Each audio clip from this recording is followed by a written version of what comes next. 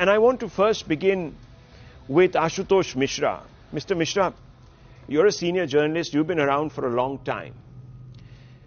When the NDA has acted uniformly, almost secularly, they've even sort of tried to put paid to British influence, the British colonial influence, to erase signs of this colonial era domination. How is the opposition alleging Islamophobia, divisiveness, the furtherance of some sort of a saffron agenda? I don't understand this. Can you explain? So if you see what has happened today, when two MPs on their own have decided to take the powers of the local municipal administration in their hand, and instead of saying Tughlaq Lane, have used the name Swami Vivekanand Marg. Now, what did Swami Vivekanand stand for? Narendra Dutt was about religious tolerance, and he spoke about ending fanaticism. Just opposite to that, Narendra Bhai Modi's parivar, they are always talking about Hindu being khatre mein. From whom? From people whom the Prime Minister recognizes by their attire. So there is a difference in their kathni and karni. This idea I'm not understanding. You're saying Swami Vivekananda ji was tolerant and had a problem with fanatics, right? But the people who are being eulogized today, like Aurangzeb and Mr. Tughlaq, they actually epitomized intolerance and fanaticism. So this would actually be in the interests of promoting Vivekananda ji's point of view by saying that, look, course correction is required. When you talk about historical figures, just let's remember what they do in Ahmedabad. Okay.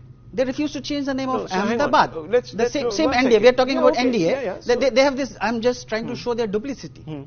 They don't want to change the name of Ahmedabad because Ahmedabad come to it. has Give them time. They have already. This has been there since 1980s. APFP has been, and their minister has replied to it. No, I'm not understanding. You're saying first of all that changing the name is part of a divisive agenda. How are these people tolerant and not fanatical? Aurangzeb, Tughlaq, several others. Explain to me, I mean, are you trying to suggest that we should continue to whitewash the anti-Hindu xenophobia of these kind of people? What I am trying to say, that people who are trying to claim that they are trying to correct historical wrongs are in fact repeating the same things. They are accused of the same thing. If you accuse Aurangzeb of being anti-Hindu, we have these people who are also bigots like Aurangzeb. That's the feeling.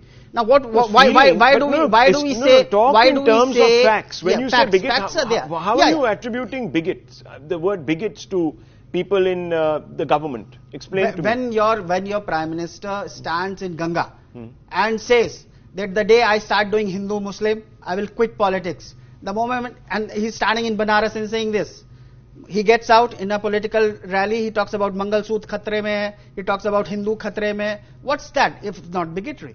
You cannot, a person, what did Atal Bihari Vajpayee talk about? Raj Dharma, where everybody is equal in front of the eye of law. I'm not going to step in here, but Alok Verma, explain. You're the national spokesperson of BJP. He says that bigots are here trying to supersede other bigots. That's his view. If you let me just put in one more sentence here. What this act of today of these two MPs does, it add weight to the opposition charges that Samvidhan khatre mein hai. These people are taking constitutional, they are making a mockery of law. One